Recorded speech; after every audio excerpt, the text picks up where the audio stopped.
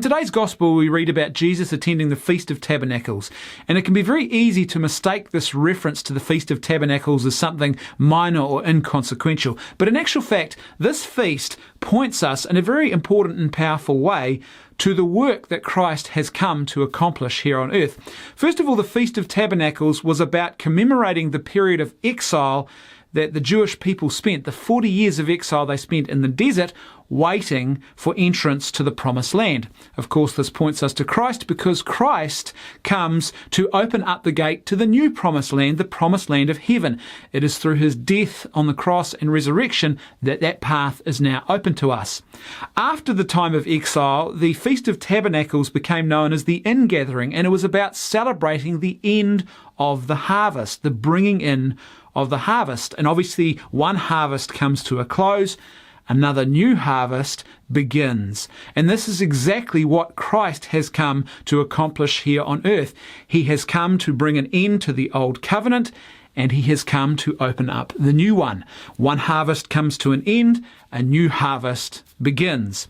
The other thing was that this was also a celebration of the end of the year for the Jewish people and the end of the cycle of readings from the Torah, just as it is with Christ, who has come to fulfill the law. So the Torah is fulfilled at the end, or the Torah obligations are fulfilled at the end of each year. So Christ comes to fulfill the law, and the old covenant again comes to a close, and the new covenant is opened through Christ. The other thing about the Feast of Tabernacles was that it was a celebration of God's provision and care for his people.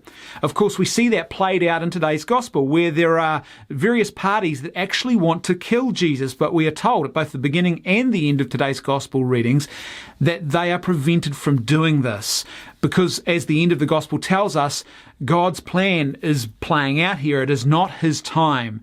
So we see God's provision, God's protecting hand at work, despite the plans and the machinations of those who wish to do harm. And then lastly, the Feast of Tabernacles was one of the things that was a big hallmark of that feast were acts of charity and self-giving.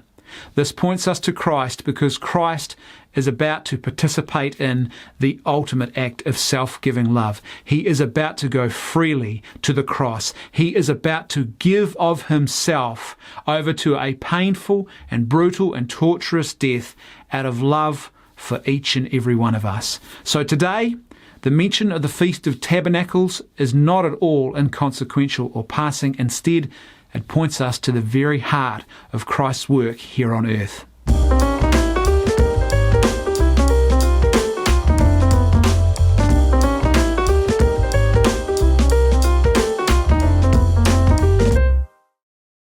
Today's saint quote of the day comes from Saint Teresa of Avila, and she said this: "Blessed be he who came into the world for no other purpose than to suffer."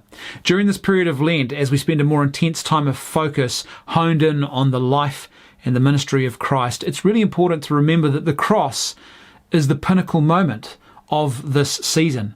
The cross, that Good Friday where Christ willingly goes to this brutal and torturous death out of love for each and every one of us. He isn't just a Messiah who is barking out divine moral edicts. He is a Messiah who becomes one of us and who goes to the cross out of love. And he gives or creates a debt that we can never ever hope to repay.